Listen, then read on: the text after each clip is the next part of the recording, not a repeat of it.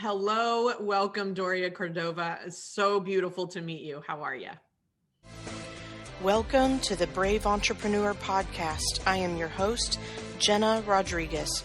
Entrepreneurs are leading the way and creating a whole new level of possibility. Each week, listen in to hear how brilliant entrepreneurs share their brave secrets. Entrepreneurship is not the easy way, it is the brave way. Now let's get our brave on.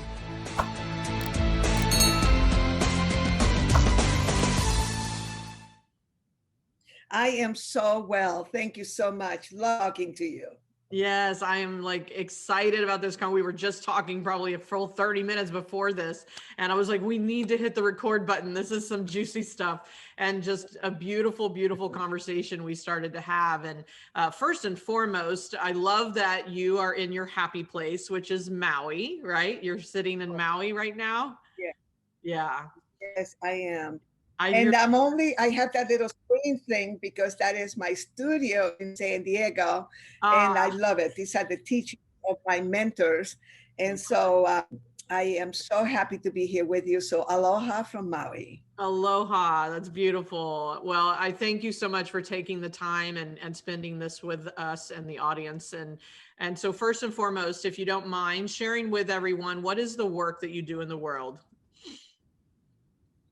I was very blessed. Over 40 years ago, I inherited a piece of work that has changed the world. My mentors, Marshall Thurber and a woman by the name of Bobby D. Porter, created the first business school for entrepreneurs of its kind. Wow. And they applied experiential learning, which they learned from one of the first masters, a gentleman by the name of Georgi Lozanov. And so they are the people who have put on the work that you see many of the masters and the experts now have. And so I attended that first business school for entrepreneurs, and I have a little joke that I learned the principles so well, I ended up owning the business. And so I was a student. My background in law, though, I was a court reporter, an official court reporter in both the Los Angeles and the Hawaii court system. Gotcha. And then I was going to grow up to be an attorney. But it was that foundation that I'm about. I have this whole legal business foundation. And then I came into a business school for entrepreneurs that had the teachings of the likes of Buckminster Fuller, Georgi Lozanov, and we began to use generalized principles to the business world, to entrepreneurship. Gotcha. And what occurred were these churning out of social entrepreneurs. And that's what I've been doing for 41 years because my mentors, Marshall Thurber went on to become a very high-level consultant for the Edwards Deming technology, which is the productivity genius. And Bobby D. Porter went on to create Supercamp. And I want to recommend to everyone, go to supercamp.com. And that is the most beautiful teen education work on the planet. But that's another story. You definitely should have Bobby D. Porter with you. Oh, I would love that introduction. That would be amazing. And what is it? So that pretty much. Go ahead. Sorry, there's a mouthful of journey that I know you've been on. It doesn't even scratch the surface, and you have impacted so many well-known people. I mean, I would call you the mother of it all, right? And so what is it that is passionate for you right now? Well, it has been the work. And the work, if I may talk about my purpose for a minute. Absolutely. So my purpose evolved into really uplifting humanity's consciousness through socially responsible organizations, businesses. One of my missions is to transform educational systems around the world and eradicate poverty and hunger. And another one is the greening of the world. And how I've been doing that is by churning out, and I really mean it, churning out social entrepreneurs. So when you think of, for instance, the graduates of the program. Now, this was about the same time that I was still in the organization assisting and helping out, and then became a promoting partner. I became a promoter for them.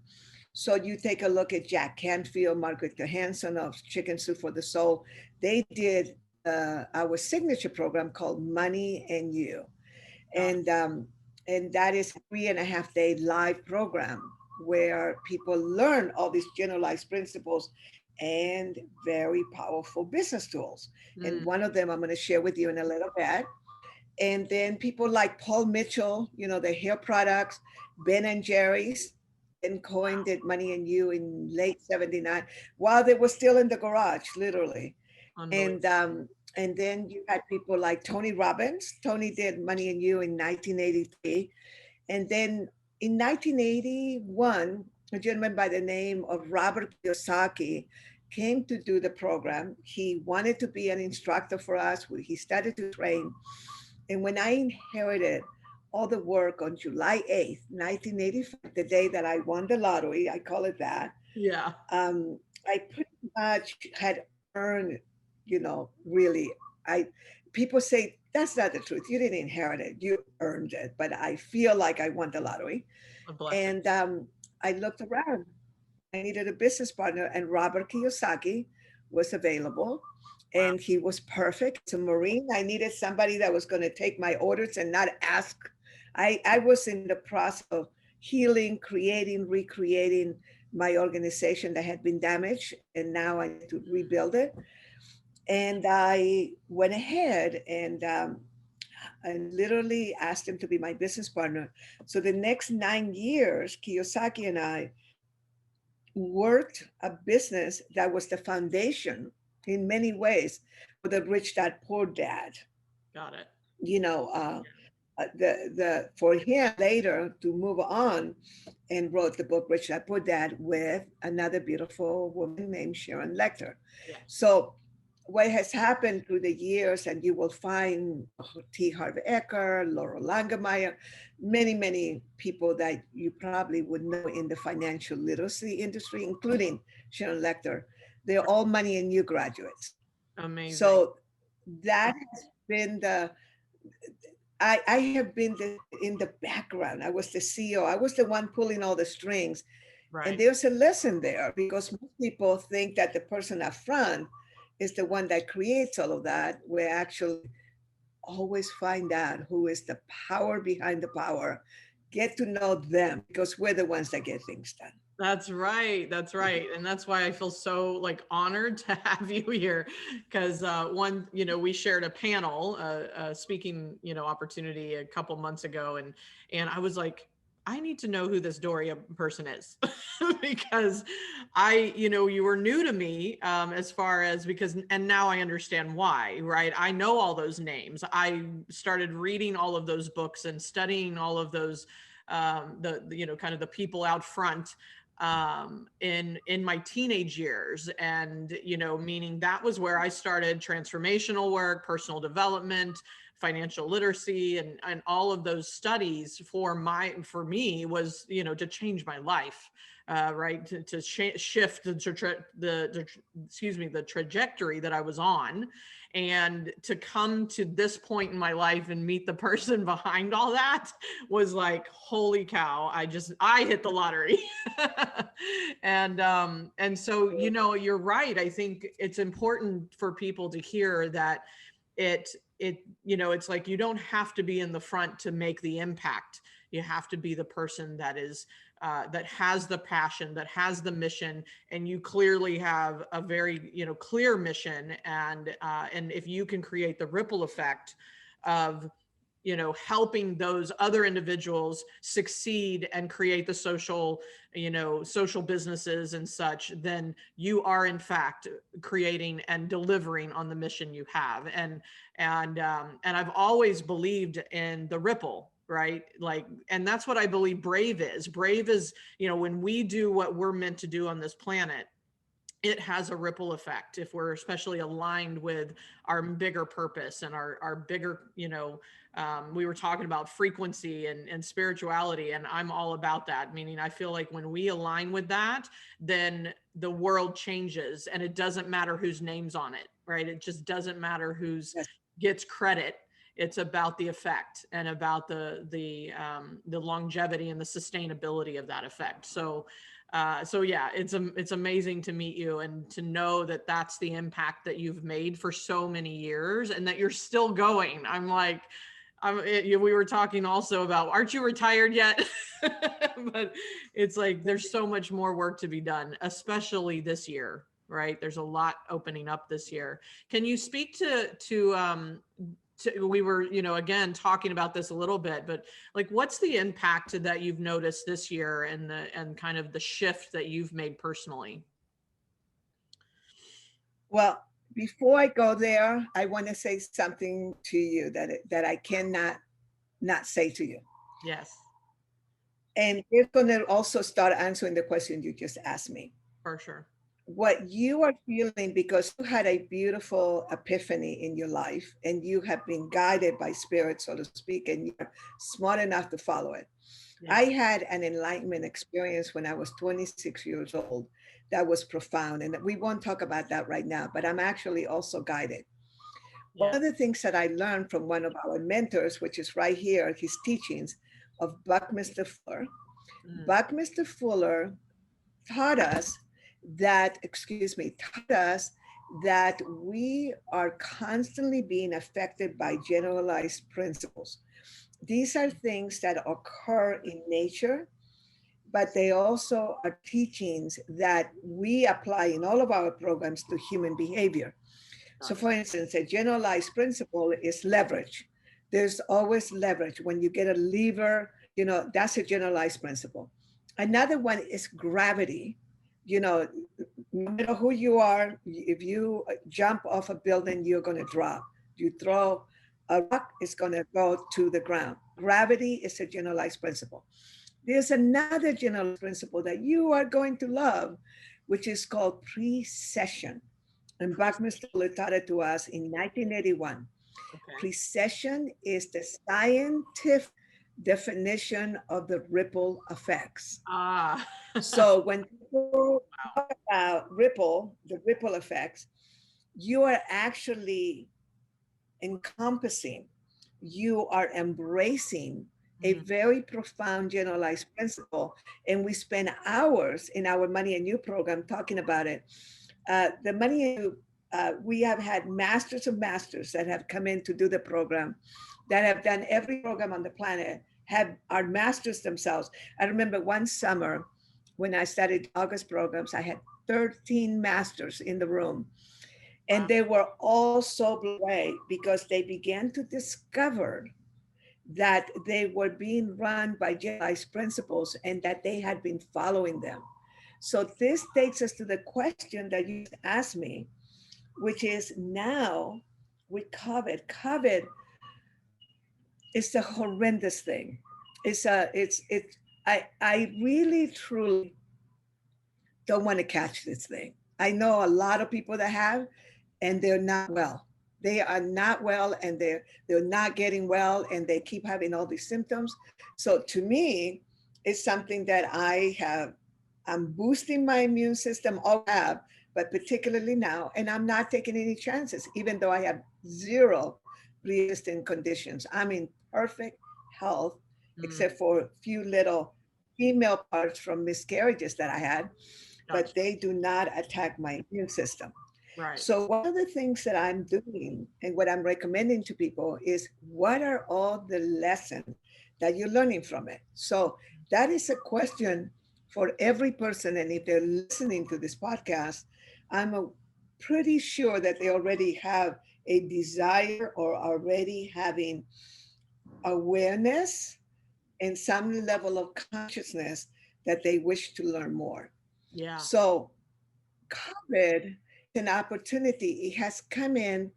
It's almost like we're all having a come to Jesus meeting with ourselves and our families to see what it is that is working or not working. And for certain families and individuals, it's been what Buckminster Fuller called a Mack truck. They've been run over by a Mack truck.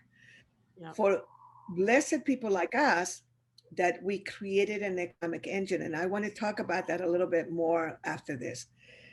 we had an economic engine set up. We were ready to pivot. We lived below our means. This is the thing about debt. And this is, Sharon Lecter, who was the power. Without Sharon, Robert never would have become as famous as he did, because Sharon was the machine. She was the one that knew the publishing. She was the one that had all the contacts. She was the one that knew that business. And we actually called her in.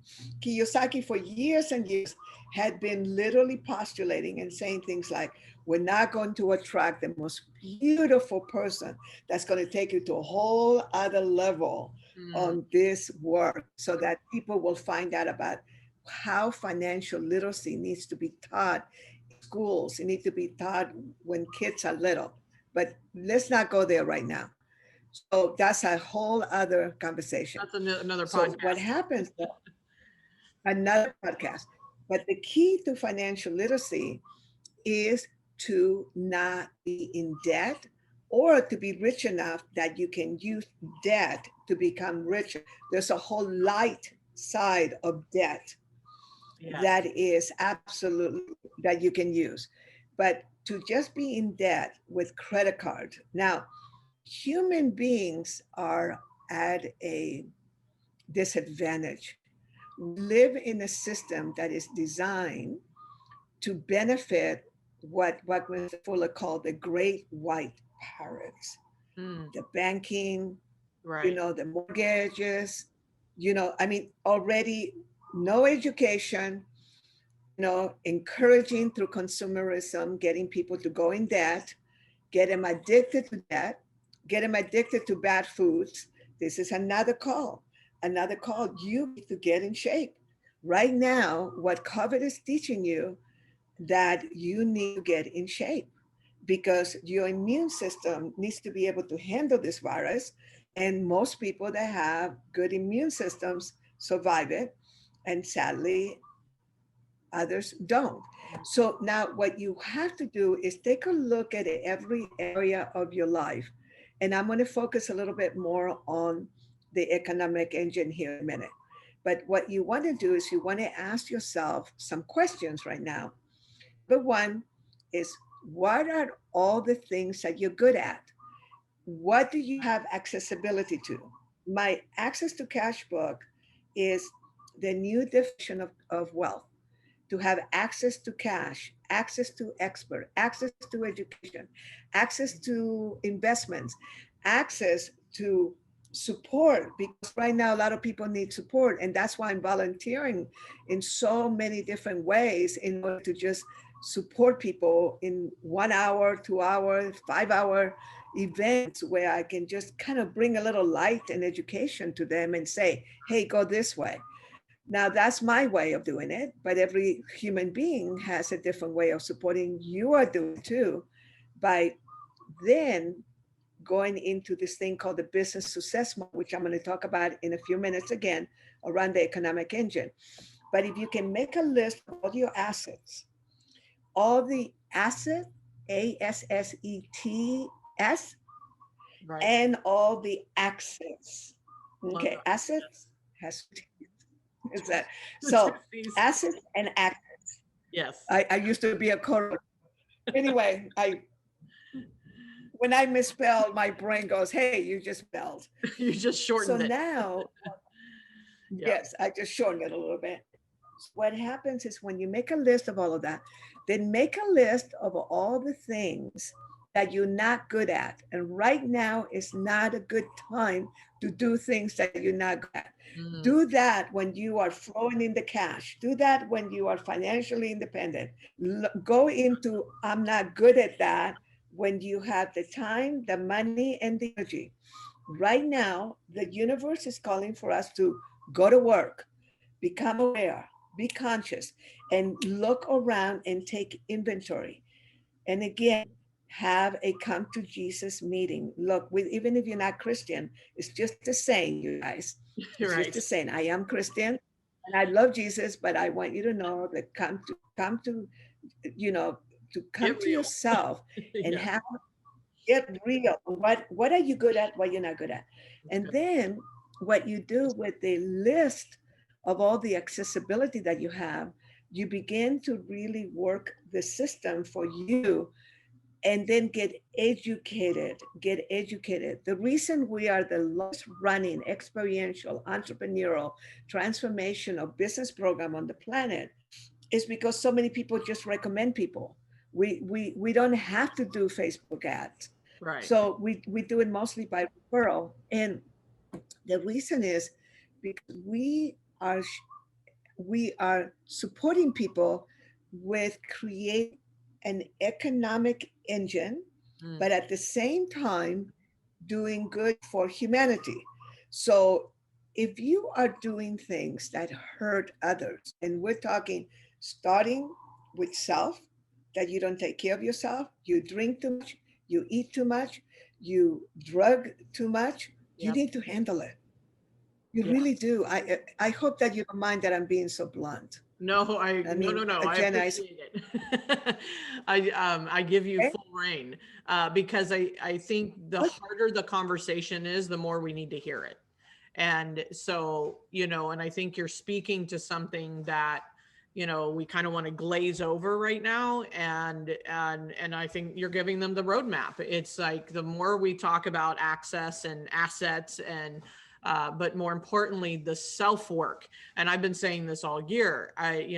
This is the time to look at yourself. And the bravest thing we can do is face ourselves and face the addictions and face the kind of start connecting the dots to the stuff that we actually need to heal in order to make it through this. Otherwise, I just pictured a kind of a scale, and you either can go deeper into the suffering and the struggles and the addictions and the habits, the bad habits that are not working, or you can tip the scale and turn the other way and just be willing to look at something that is not necessarily comfortable, but necessary. And I feel like that's what you're speaking to. So blunt all the way, go all the way in, because I think what you're saying is so important, because I feel like people, including myself, I've been standing on that scale going, which way do I go? And I have, my ego wants to take me into numb things out and run from it and don't look, right? But if we're really conscious and present and self-aware, we have a choice in the matter. And you're illustrating that. You're like, these are the choices. And so continue with your bluntness. This is really good. Because I feel like the one thing you need. Go ahead. Yeah, I was just gonna say it's what we need. Yeah, Thank you. Remember, I used to be a court reporter, so I wanted you to complete your sentence. I know. Your Honor, can we judge, please? Judge, can we please get the witness to complete the sentence? Anyway, that's a court reporting joke.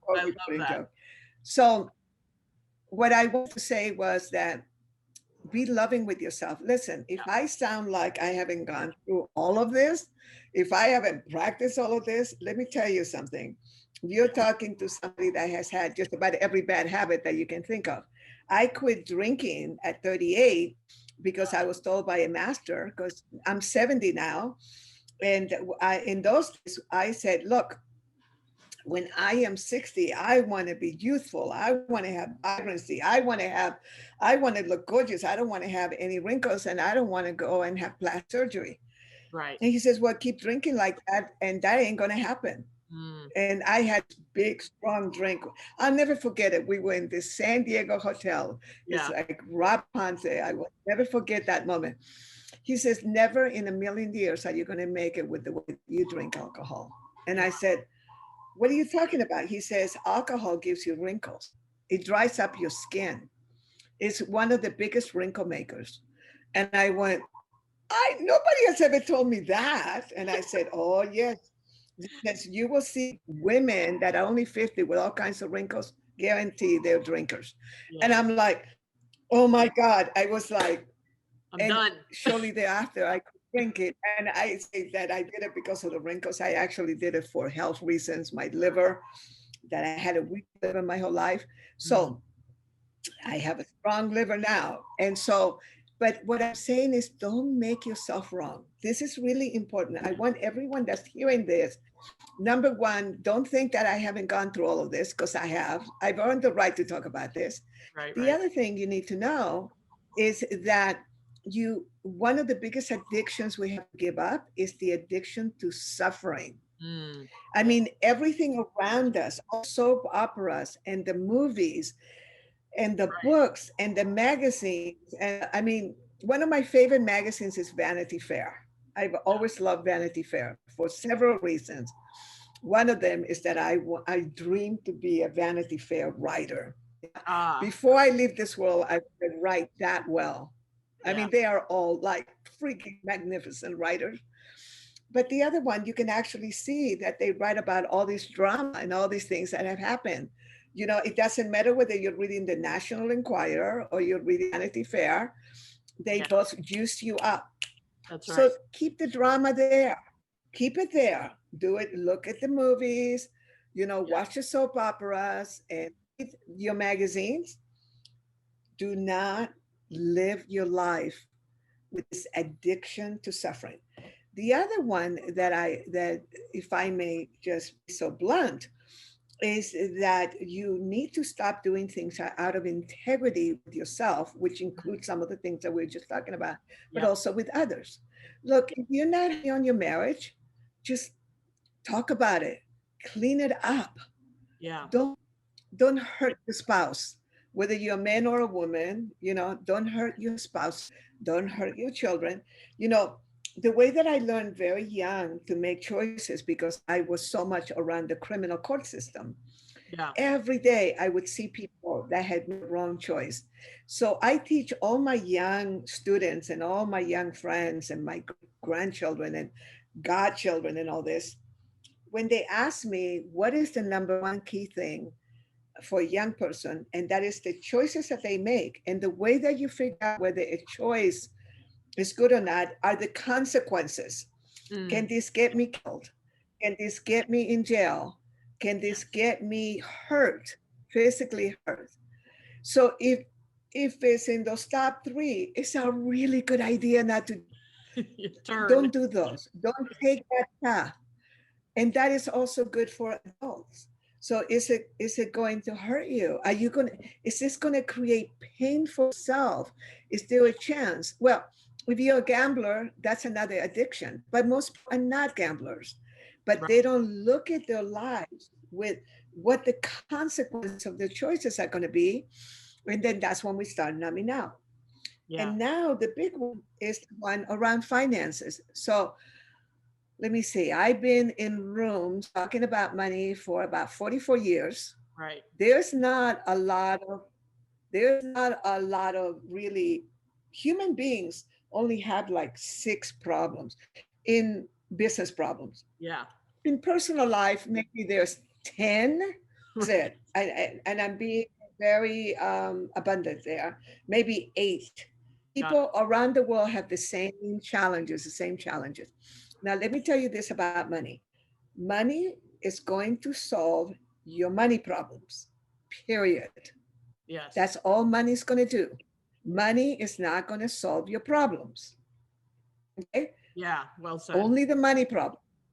Right. All right? Right. So now what you want to do is you want it though, but in the world, because money is this means of exchange, people give it so much charge. And I can give everyone a gift.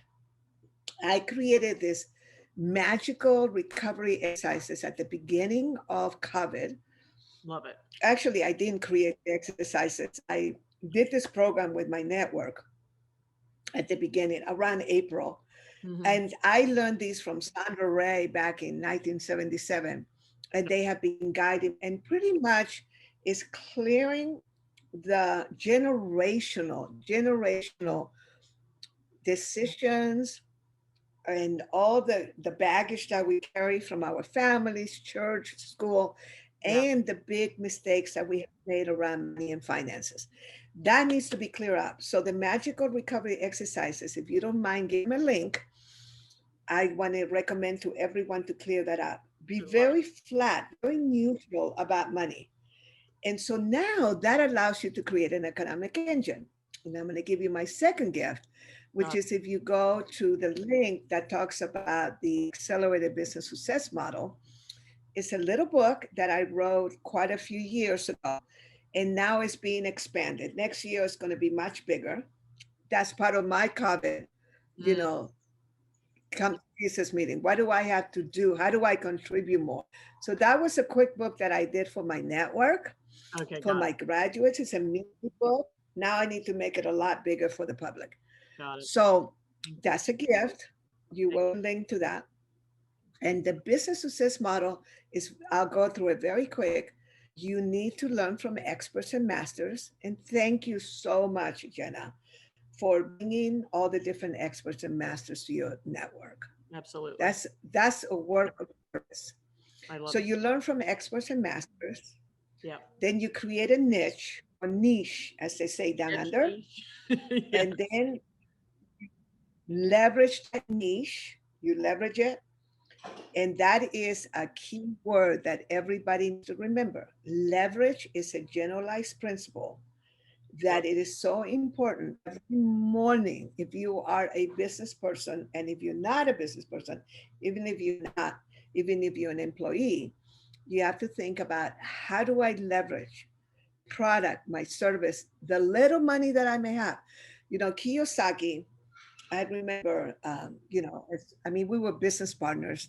I was there when he met his wife, in the early 80s, in Honolulu at Fridays. And they got married in 1986, actually 2 days after my birthday, November 16, 1986, they got married. I was best girl at their wedding. So I know him really, really well. Really well. Until 1997, 98. After that, we went different ways. So I don't know him well since 1997, 98. He looks very different now than the business partner that I had. But why I always say to people, I had the best of Kiyosaki. And one of the things that I loved, he had so many wonderful things that he would quote, or that he had learned. And one of them was really, around, he loved leverage. He fell in love with leverage. And he was one of the, our mentor, who also taught him, Marshall Thurber, was the one that put on the planet, if you don't leverage, you work too hard. And I think that Robert and Sharon made that really famous. So you need to be thinking about leveraging, but also he used to talk about that no matter how little money you have, you need to leverage that money. You need that money to work for you as opposed to you working for money. So now you have to leverage your time, your resources, your networks, leverage whatever you can. And the other thing, which we call Bernie Dorman of CEO Space, who also left this world this year, very sadly, he used to have a saying that was called now, money, now.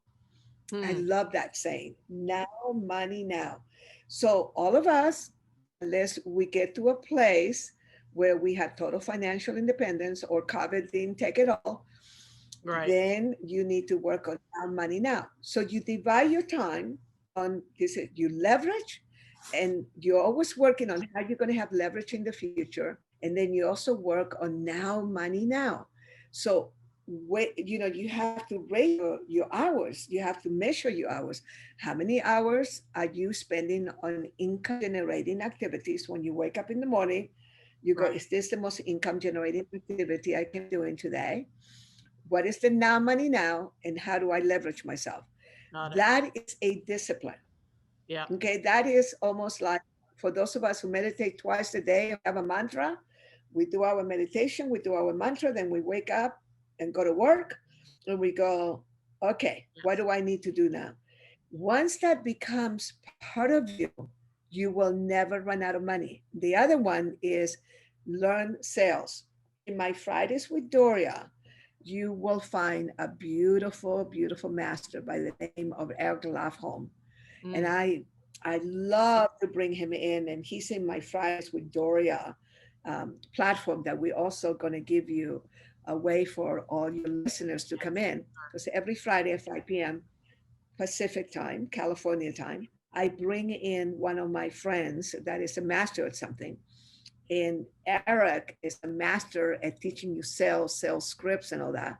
Well, I learned from Dale Carnegie in the 70s Right. that you better be a good at sales enrollment. And that is a tool that every human being needs, because when you can't leverage one thing that, look, you could be, as a salesperson, you could be dropped off in the middle of Russia without learning Russian, and somebody will hire you and interpret for you if you're a good person. Yeah. It's Yeah. it doesn't matter where you go on the planet. If you know how to sell, you will survive. Yeah. So now you learn from the experts and masters, you create a niche, you leverage that niche, you do that through systems. Now, there are three words in any language that people misunderstood: the word systems, the word leverage, and the word love. People think they know those words, but unless you are using them, unless you have created an economic engine Right. that involves three of those things, because you always need love. You need love. You need to love your product, your customers, your suppliers, the people you work with, and of course, your customers.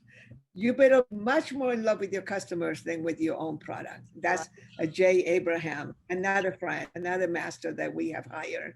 And Yeah. so fall in love with your customers. So you need love, you need leverage. And unless right now you can get up and go anywhere in the world, get on any flight if you can, and you can go into any hotel you want, rent any car you want, and have more than enough. If you don't have those things, you do not understand leverage. Yeah. This is Exactly. not to offend anyone. Yeah. You do not understand leverage. In our Money and You program, in our business school for entrepreneurs, we teach people all systems on how to leverage, but using love is the engine. Love is the key, because ultimately we have, I kind of knew that, but it wasn't confirmed until we started going into the Asia Pacific region in 1985. And for the first time in 1989, I met my first billionaire. She attended our first Money and You in Singapore in 1992 Wow. and brought the room with the richest people in Singapore, and they were all billionaires. Wow. They had more stuff going on around love than anybody else in the room. And I went, oh my God, That's money only solves one problem, yeah. money problems. It Yeah. doesn't solve the other problem.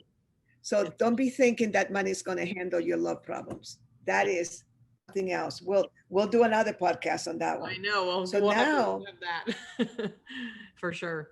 so now you have systems, and systems are what create leverage.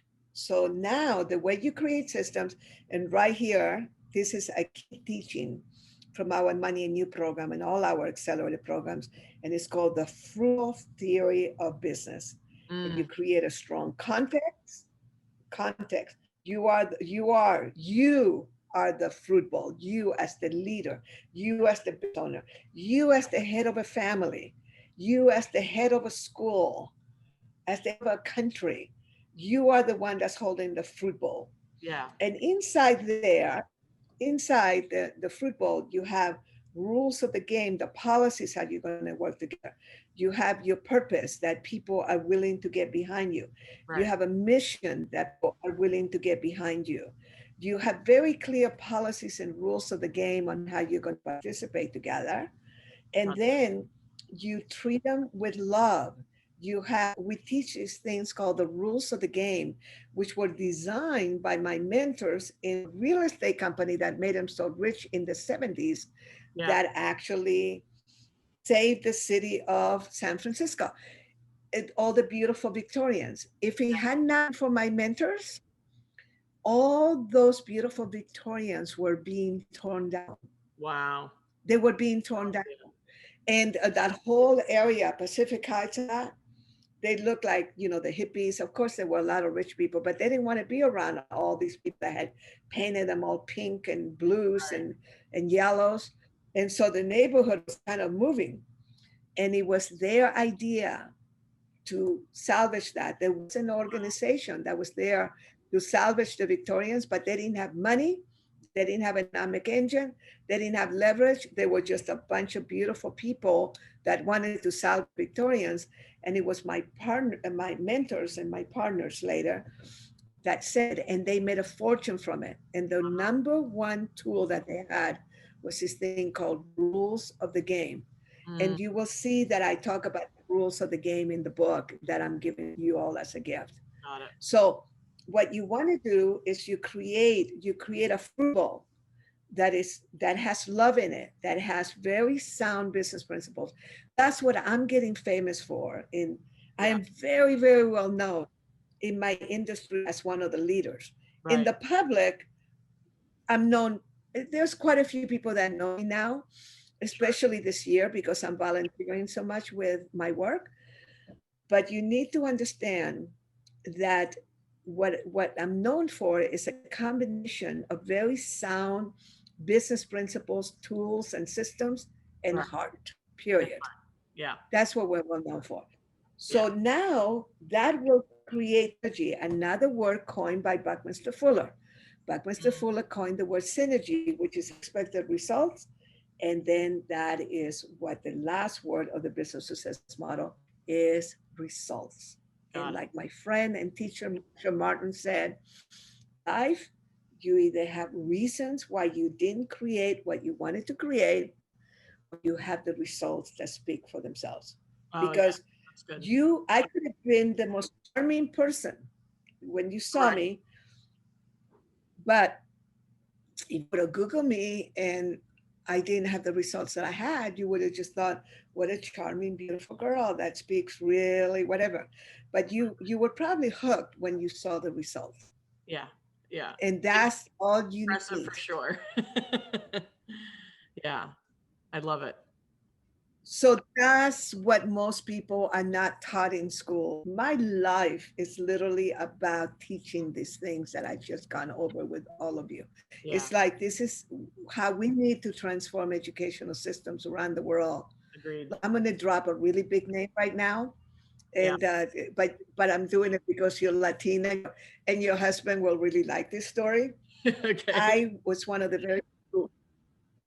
very few Americans that met Fidel Castro at the height of the Cold War in 1994. Wow. And the same conversation literally that we're having now, I had with him and the 5 other people that were with him and that we were together as a group. He extended the meeting we had because he thought we were from another planet. I mean, every person was so interesting, but I represented education. And I was speaking of the same thing at 34 years old. He offered me a university. He was going to give me a place in the Ministry of Education. Yeah. And move to Havana. And I said, muchas gracias, comandante. And I really like to remain an American citizen. Right. I don't think that the State Department really appreciate me moving over here. I don't want to lose my U.S. passport. Right. Here's the information. Yeah. And you can read all about this. So he brought together 7. How many were there? I can't remember. I think 13 of his top educators for 7 or 8 hours. I taught him everything about left and right brain teaching techniques, which was public information, Georgie Lawsonoff and all this and that. And I was hoping that, somebody was peeking in to see what Fidel Castro people were in and apply it in the United States. And later I took him a box full of books, and the books was In Search of Excellence. And there was an article in the New York Times or something, a very big publication that had a little thing and a picture of In Search of Excellence and said, did somebody slip Fidel Castro this book? I did. You did. And it was like, because he had started to use principles from that book. Amazing. And so, so even world leaders, by the way, I went through a big transformation around him when I realized that my ultimate leverage was meeting leaders. And that's what I actually do in life. Yeah. When I am not doing podcasts and the world is open, I meet constantly with leaders and with world leaders and with countries and ambassadors and people to talk about this very thing. So that is that, I mean, I have shared so much right now and I have given so many gifts. You This have. is, and the key is emotional mastery. I was going to say, I'm like, I know That's it. we're getting there. It is. Yeah. So explain your definition of that. Learning, don't make major decisions when you're emotional, no matter how much you want to leave him or her or whatever. Yeah. No matter how insane you are at that moment and you want to kill that person, you want to, in the 70s when I was in a corridor, I was so shocked to see how many women gave everything to husbands, everything. All they wanted to do was to get away Walk and away. not have themselves beaten, children. Yeah. Take everything. I'm going to start from the beginning. That is not a good idea. Yeah. That is not a good idea. Okay. You sober up emotionally, you sober up, men, women, whatever, because now women beat men now. So, we're talking fast forward 40 years later. Right. So, what you want to do is you want to go ahead and be sober. So, never make a life-changing decision when you are emotional. Yeah. You take your time, you go do your homework, you go see attorneys if you need to, you go see accountants, you call up the government, you call up the police, not to arrest him or her, but to hear what are your choices. If this happening to me, what are my choices? Right. Get a list of choices. When you're up against the corner, you give yourself at least 5 choices, if not 10 choices. Yeah. And then pick one. This is the most powerful thing you can do. The other one, taking 3 deep breaths. Don't say those things you want to say. Don't say them.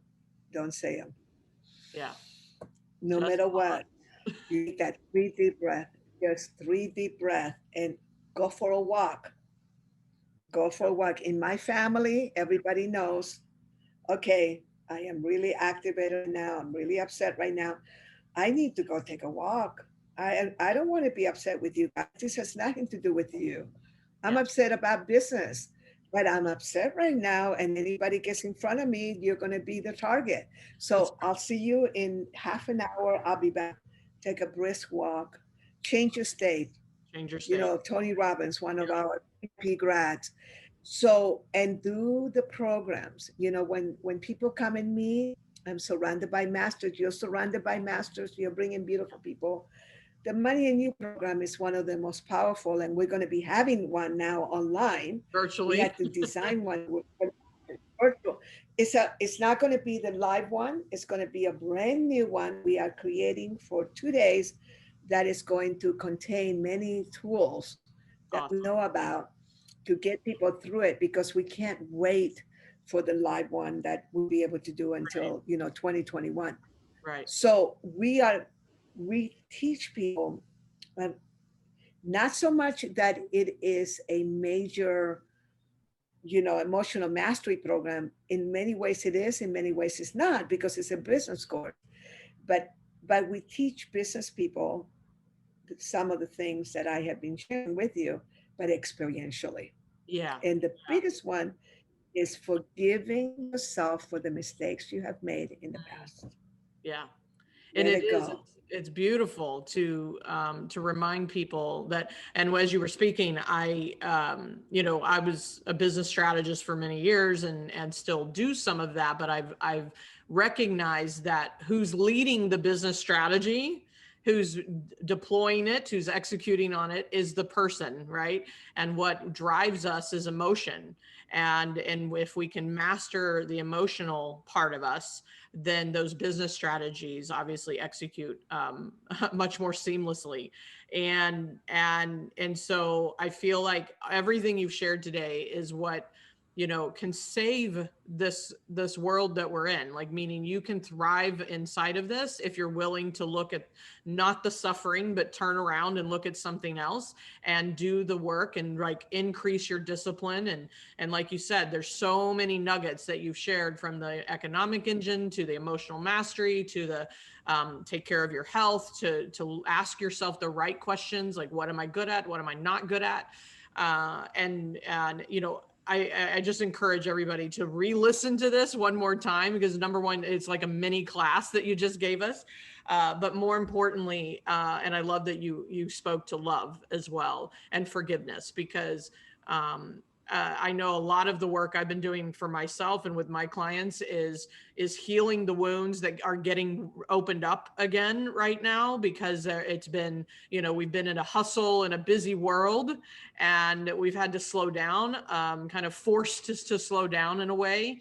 But at the same time, we're running. So many of us are running from looking at that. We're not looking inward. We're still trying to look outside and distract ourselves and deflect. And I feel like you've kind of brought it to center. You've brought in, all of the aspects of our life that need to be looked at right now in order for us to actually turn the corner and create the ripple effects that we talked about earlier.